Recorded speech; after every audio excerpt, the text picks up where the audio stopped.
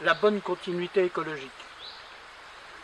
Je suis en compagnie aujourd'hui de l'OFB, l'Office française de la biodiversité, car ils font des études sur la rivière, donc la NU, des études hydro, morphologiques, des études de largeur, hauteur d'eau, débit de l'eau, végétation aquatique, végétation intrinsèque.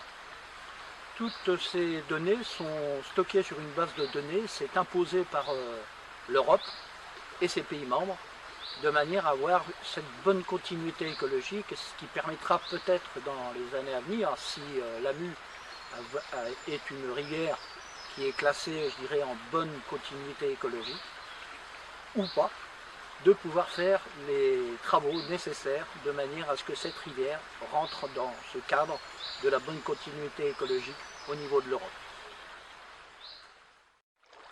L'équipe de l'OFB est arrivée sur la MU ce matin pour réaliser un CARIS. Un CARIS, c'est l'étude de l'hydromorphologie du cours d'eau. On avait l'habitude des pêches électriques pour inventorier les poissons. Là, on va regarder un petit peu comment évoluent les caractéristiques physiques du cours d'eau. C'est des évolutions qui sont beaucoup plus lentes que l'évolution des peuplements piscicoles, parce que ça dépend du bassin versant. Donc, ça dépend des cultures et puis de la pluviométrie, du régime hydraulique. Alors là, je suis installé sur une station pour mesurer le débit du cours d'eau. Il y a des collègues qui vont réaliser des transects, mesures de largeur, profondeur, qui vont regarder un petit peu comment sont les pierres, la végétation autour. Et on mesurera aussi la ligne d'eau tout à l'heure pour voir si les radiers se sont développés, ont bougé. Parce que la rivière est vivante en réalité, sur des échelles relativement longues, mais c'est jamais complètement stable. Donc voilà. Est-ce que ces études que vous faites aujourd'hui, c'est une des premières fois que vous le faites, ou est-ce que vous allez les refaire dans les années à venir? C'est des études qu'on répète régulièrement. Alors, c'est pas tous les 2 ans comme les pêches électriques, c'est plutôt pour tous les 5 ans, puisque je vous expliquais d'une année à l'autre qu'il n'y a pas beaucoup de changements. Néanmoins, avec le changement des pratiques culturales, on peut par exemple avoir un cours d'eau qui se colmate par l'apport de MES, de sédiments, et ça on va très vite le voir aujourd'hui lors de mesures. Et donc on regarde si le cours d'eau rentre dans le cadre ou s'il y a des écarts par rapport à des valeurs idéales. Et est-ce que le résultat de ces études-là vont permettre dans les années à venir à ce qu'il puisse y avoir quelques changements au niveau de l'entretien du cours d'eau, de la répercussion des sédiments? Est-ce qu'il y aura des choses à améliorer par rapport à ces études qui vont être faites? C'est des opérations de connaissance, donc ça n'a pas de valeur coercitive, mais ça nous permet de comprendre l'évolution des cours d'eau. Ça apporte effectivement des éléments aux techniciens de rivière. Et avec cet appareil, donc vous allez calculer le débit. Alors c'est un appareil, oui voilà, parce que les régimes hydrauliques, on l'a vu, sont assez instables. On a des sécheresses, on a eu des sécheresses en 2022. Là, on a eu un automne 2023 particulièrement pluvieux. Et c'est important de suivre les débits. Ça, c'est un appareil qui nous permet d'avoir un calcul de débit automatique à condition de réaliser 7 à 8 verticales, puisque si vous voulez, la vitesse du courant n'est pas la même en rive gauche qu'en rive droite. Donc on va faire des mesures, plusieurs points sur chaque verticale, et l'appareil va intégrer les calculs. Alors le CARIS, après, ça rentre dans un logiciel national, si vous voulez. Les données, elles sont bancarisées sur un site, comme le sont les inventaires de calculation de poissons. Donc on a des données qui sont valorisées au niveau national.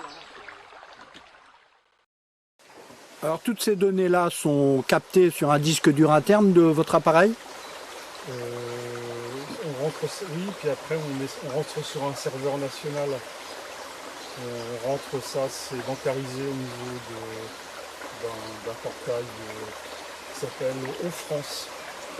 On a beaucoup de choses, on a la macro-invertébrée, les poissons, la physico-chimie, enfin, les naïades, il y a différents infos. C'est pas...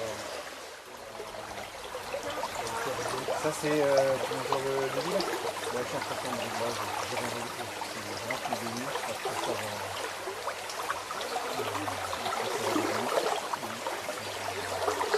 Je prends une mienne, et il faudrait... pas loin, là où... Non, c'est bon.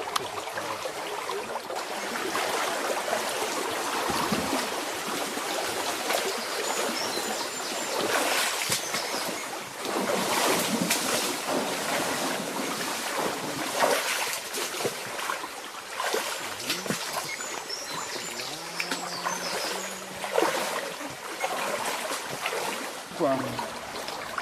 Ça s'enfonce pas tant que ça, c'est quand même bien solide. Hein. Il y a des endroits où on n'arrive plus sur du caillou.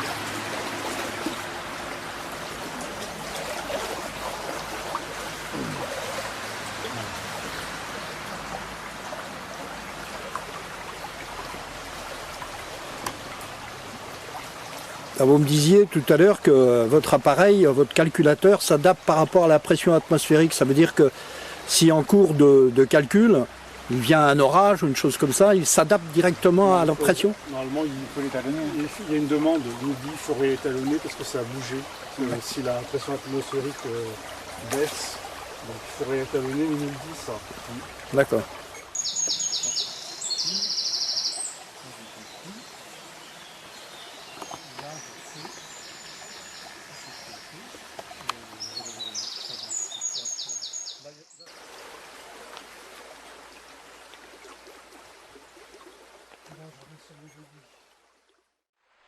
Parce que le lit mineur, il est relativement étroit par rapport au lit majeur, tu vois. Radio fin. 6,05. Toujours dans le...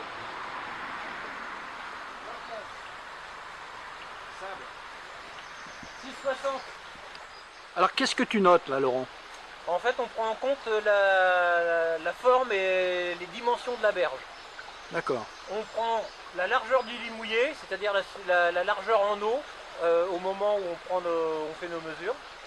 Donc la largeur du cours d'eau. La largeur au point de débordement.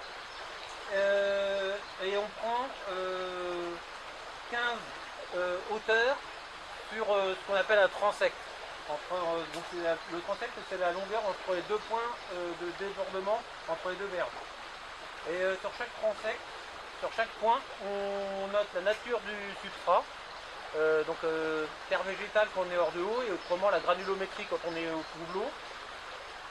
On note les faciès d'écoulement et on note la nature de la végétation.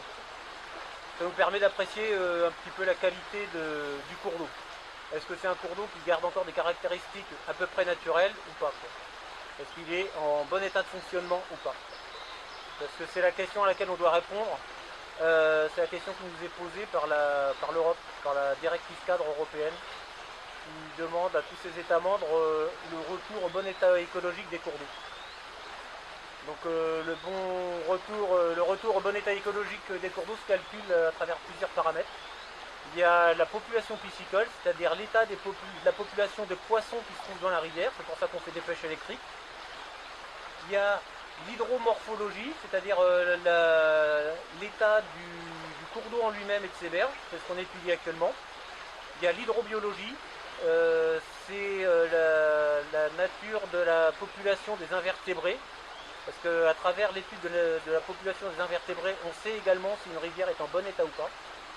Et il y a également la végétation aquatique, qui est aussi une des caractéristiques d'un bon état des cours d'eau. Et autrement, aujourd'hui, on va également calculer, mais ça tu l'as peut-être déjà vu avec mon collègue, le débit du cours d'eau et la pente moyenne sur la station, ainsi que la largeur de 100 cailloux sur le radier le plus significatif du cours d'eau. La largeur des 100 cailloux, c'est pour, ça nous sert à mesurer la puissance du débit solide, la capacité du débit solide du cours d'eau. Est-ce que vous faites des indices bio, notamment au niveau des invertébrés? Alors, maintenant, ce sont des laboratoires hydrobiologiques qui le font. Avant, on le faisait, mais maintenant, ce sont des laboratoires hydrobiologiques, mais qui sont rattachés à notre établissement, qui font partie de l'OFB actuellement. D'accord. Donc, toutes ces données, que ce soit de débit, de l'intrasec. La végétation, c'est l'agence de l'eau. La végétation aquatique et régulière, c'est l'agence de l'eau qui l'étudie. D'accord. Et toutes ces données-là vont être mises sur une base de données, ouais. Et vous aurez un état oui. définitif. Oui, avec une note. D'accord. Et cette note tient compte du facteur déclassant. On peut dire, écoute, la station est bonne, sauf sur tel ou tel paramètre. Ce qui nous permet éventuellement de déterminer la cause de l'éventuel dysfonctionnement. Par rapport à ça, par rapport à des choses qui n'iraient pas, est-ce que derrière ça, vous demandez par exemple, est-ce que au niveau de la végétation, ça soit mieux entretenu? C'est pas tellement mieux entretenu, mais c'est par exemple sur une station, on peut s'apercevoir qu'il y a un obstacle qui modifie les faciès d'écoulement. C'est les faciès d'écoulement, donc un obstacle à l'aval, qui est susceptible de modifier les faciès d'écoulement. Donc au lieu d'avoir comme par ici des écoulements rapides, on va avoir des écoulements beaucoup plus lents.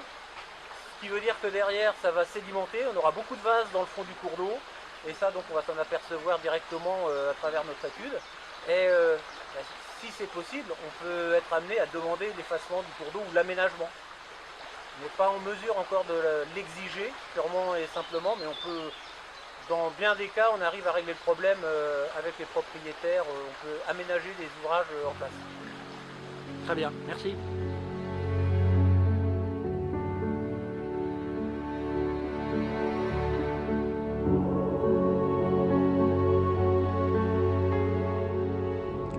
Le CARIS, protocole terrain et analyse de tronçons de cours d'eau. La forme de son lit, la nature des berges, la végétation, les habitats présents, les types d'écoulement lents ou plus rapides, l'ensemble de ces caractéristiques constitue l'hydromorphologie d'un cours d'eau, désormais reconnue comme une composante majeure de son état de santé. Ces caractéristiques peuvent être altérées par les activités humaines. Le CARIS est donc le protocole de recueil de données hydromorphologiques à l'échelle de la station sur les cours d'eau prospectables à pied.